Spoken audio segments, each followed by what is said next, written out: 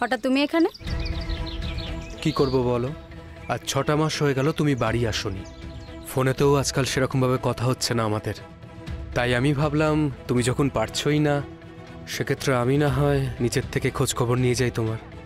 কি আশ্চর্য, তুমি কি পাগল? এত দূর থেকে কেউ খোঁজ খবর নিতে আসে? দেখো, আমি এখন পুলিশে চাকরি করি। এখন তো ট্রেনিং চলছে বলে না হয় আমি একটু সময় পাচ্ছি। যখন পোস্টিং হয়ে যাবে এইটুকু সময়ও পাবো না।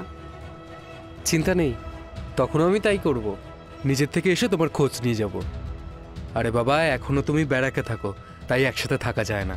তখন তো তোমার আলাদা একটা ঘর থাকবে, সেক্ষেত্রে না হয় আমি কয়েকদিনের জন্য এসে থেকেও যাব। শোনো, এরকম আর পাগলামো করবে না। তোমাকে অভ্যেস করতে হবে, অভ্যেস করে নাও।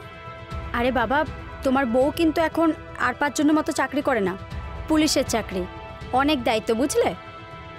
কেন, পুলিশদের কি ঘর সংসার কিংবা পার্সোনাল লাইফ বলে কিচ্ছু নেই? না, আমাদের কাছে কাজ আগে, তারপরে সব। বলছি, তুমি কি আজকে ফিরে যাবে? না, একটা হোটেলে উঠেছি, কাল তোমার সাথে দেখা করে তারপর বাড়ি যাব। আর হ্যাঁ, কালকে একবার মা বাবার সাথে তোমার কথা বলিয়ে দেব। আসলে ওরা খুব চিন্তা করছিল তোমাকে নিয়ে। শোনো, এখন আর কথা বলার সময় নেই, বুঝলে? কাল তুমি ওই সকাল 11টা নাগাদ এসো। ওই সময়টা আমি 1-1.5 ঘন্টা ফাঁকা থাকি, ওই সময় কথা বলে যাবে। এখন আমার ডিউটি আছে, আসি। হ্যাঁ,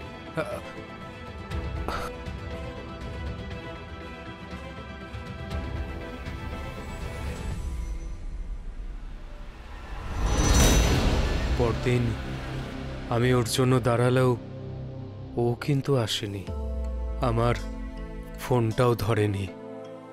অনেকটা সময় পরে আমি যখন বাড়ির রাস্তায়, তখন ফোন করে আমাকে বলছে ওদের নাকি কোন স্পেশাল ডিউটিতে 7 দিনের জন্য বাইরে পাঠানো হয়েছে।